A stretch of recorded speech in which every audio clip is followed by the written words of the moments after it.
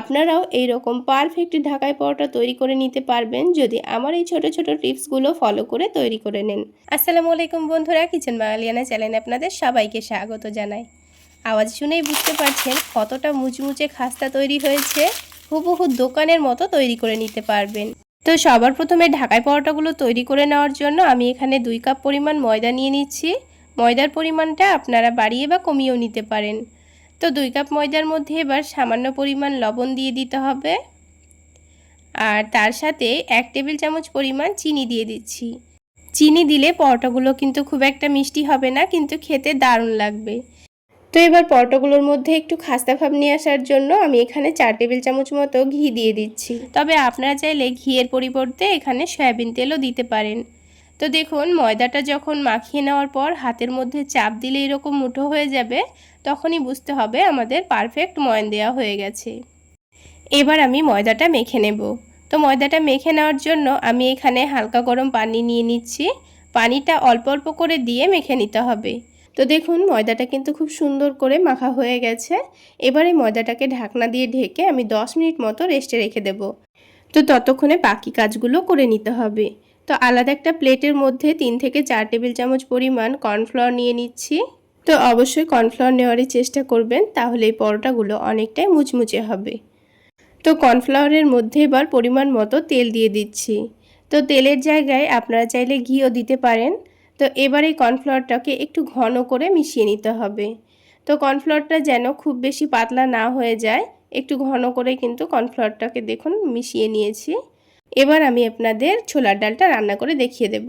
তো ছোলার ডালটা যেন খুব তাড়াতাড়ি তৈরি করে নেওয়া যায়, সেই জন্য আমি আগে থেকে আলু আর ছোলার ডাল সেদ্ধ করে নিয়েছি।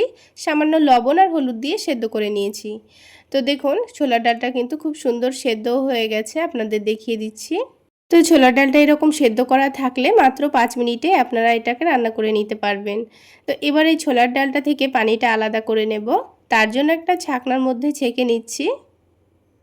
তো একবার এইভাবে ছোলার ডালটা রান্না করে দেখবেন, খেতে দুর্দান্ত লাগে। যে কোনো রুটি পরোটার সঙ্গে খেতে দারুণ লাগে। তো দেখুন, ছোলার ডাল আর ছোলার ডালের যে এক্সট্রা পানিটা ছিল সেটা আলাদা করে নিয়েছি। এবার প্যানের মধ্যে 2 টেবিল চামচ পরিমাণ সরিষার তেল দিয়ে দিচ্ছি। তেলটা হালকা গরম করে নিয়েছি। আর ফোড়নে অল্প একটু কালো জিরা, এলাচ, লবঙ্গ, দারুচিনি, একটা তেজপাতা ভেঙে দিয়েছি আর একটা শুকনো মরিচ। হালকা একটু নেড়েচেড়ে ভেজে নিয়ে অল্প করে একটু পেঁয়াজ কুচি দিয়ে দিয়েছি। এবার পেঁয়াজটাকে হালকা একটু নাড়াচাড়া করে ভেজে নেব। পেঁয়াজটা যখন হালকা কালার চলে এসছে তখন এখানে কাঁচামরিচ দিয়ে দিচ্ছি। তার সাথে একটা মিডিয়াম সাইজের টমেটো কুচি করে দিয়ে দিয়েছি। টমেটো দেওয়ার পর অল্প করে একটু আদা রসুনের পেস্ট দিয়ে দিয়েছি। তারপর কিছু গুঁড়ো মশলাও দিয়ে দেব। তো যেহেতু আমি সেদ্ধ করার সময় হলুদের গুঁড়ো দিয়েছিলাম, তাই সামান্য পরিমাণ হলুদের গুঁড়ো দিয়েছি। ভাজা জিরা গুঁড়ো দিয়ে দিচ্ছি, অল্প করে একটু ধনে গুঁড়োও দিয়ে দিচ্ছি। তার সাথে সামান্য পরিমাণ কাশ্মীরি রেড চিলি পাউডার দিয়ে দিচ্ছি। এতে খুব একটা ঝাল হবে না, কিন্তু এই রান্নার কালারটা খুব সুন্দর আসবে। আর যেহেতু ডালটা সেদ্ধ করার সময় লবণ দিয়েছিলাম, তাই লবণের পরিমাণটা অল্প দিয়েছি। আর সামান্য পরিমাণ চিনিও দিয়ে দিয়েছি। তো সব কিছু মশলা দেওয়ার পর এবার ভালোভাবে মশলাটাকে কষিয়ে নেব। তারপর ডালটাকে মশলার সঙ্গে ভালোভাবে কষিয়ে নিতে হবে। তো কিছুক্ষণ নাড়াচাড়া করে ভেজে নেওয়ার পর এবার যে এক্সট্রা পানিটা ছিল সেটাই দিয়ে দিচ্ছি। তারপর সব কিছু একসঙ্গে ভালোভাবে নাড়াচাড়া করে নেব। এবার নামানোর আগে ধনেপাতা কুচি দিয়ে একটু ভালোভাবে ফুটিয়ে নিলেই কিন্তু ডালের তরকারি রেডি হয়ে যাবে। আর কয়েকটা আলুগুলোকে এভাবে একটু গলিয়ে গলিয়ে দিচ্ছি, তাহলে এই গ্রেভিটা অনেকটাই ঘন হয়ে যাবে। এবার এই ডালের তরকারিটা বাটির মধ্যে নামিয়ে নিচ্ছি। তো ডালের তরকারি তো আমাদের হয়ে গেল। তো এবার কিভাবে ঢাকাই পরোটাগুলো তৈরি করে নেবেন সেগুলো আপনাদের দেখিয়ে দিই। তো ডোটাকে আবারও একটু ভালো করে মুথে নিতে হবে।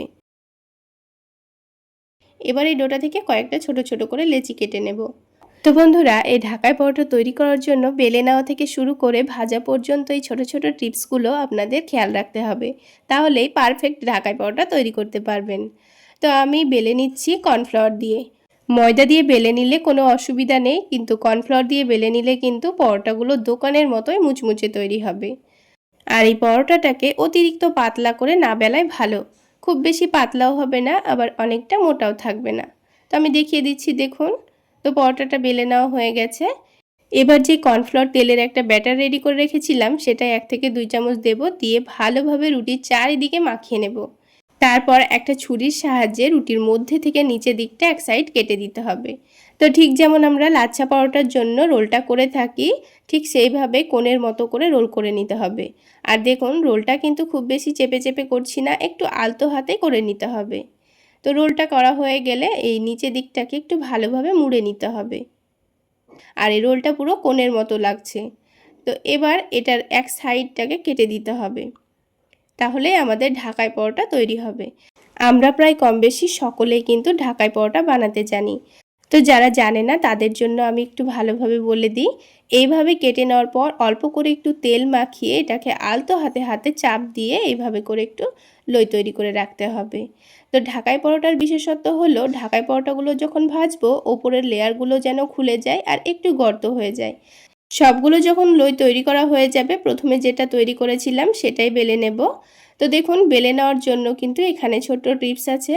তো হাত দিয়ে চারিদিকটা অল্প অল্প করে চাপ দিচ্ছি, মধ্যের জায়গাটা কিন্তু আলতো হাতেই বেলে নিতে হবে।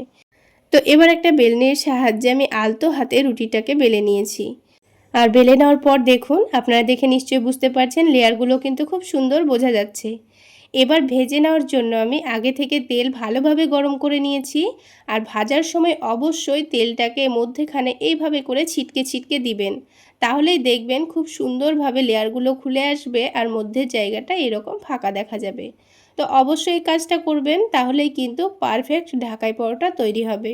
আর ঢাকাই পরোটার বিশেষত্বই হলো এই মধ্যের জায়গাটা খুব সুন্দরভাবে ফাঁকা হয়ে ফুলে উঠবে আর লেয়ারগুলো খুব সুন্দর বোঝা যাবে। তো দেখুন খুব সুন্দরভাবে কিন্তু ওপরের দিকটা ভাজা হয়ে গেছে তেল ছিটকে ছিটকে, অপর দিকটাও হালকা ভেজে নিয়েছি। আর যেহেতু কর্নফ্লাওয়ার দিয়ে বেলেছি তাই কিন্তু অনেকক্ষণ সময় নিয়ে ভাজারও দরকার নেই, এটা এমনিতেই অনেকটা মুচমুচে হয়ে যাবে। আর তেলটা ছেঁকে নেওয়ার জন্য এবার এই পরোটাটাকে উল্টো দিক করে এইভাবে ধরলেই তেলটা খুব সুন্দরভাবে নিচে দিয়ে পড়ে যাবে। তো একটা পরোটা কিন্তু আমাদের তৈরি করা হয়ে গেল।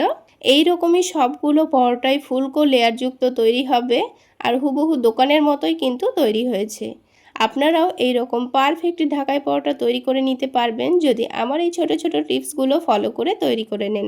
এবার অল্প করে ডালের তরকারি নিয়ে পরোটার মধ্যে জায়গাটায় দিয়ে পরিবেশন করে নিন। আর দেখুন কতটা মুচমুচে খাস্তা তৈরি হয়েছে। তাহলে বন্ধুরা আজকে এই পর্যন্তই। সকলে অনেক বেশি ভালো থাকবেন, সুস্থ থাকবেন।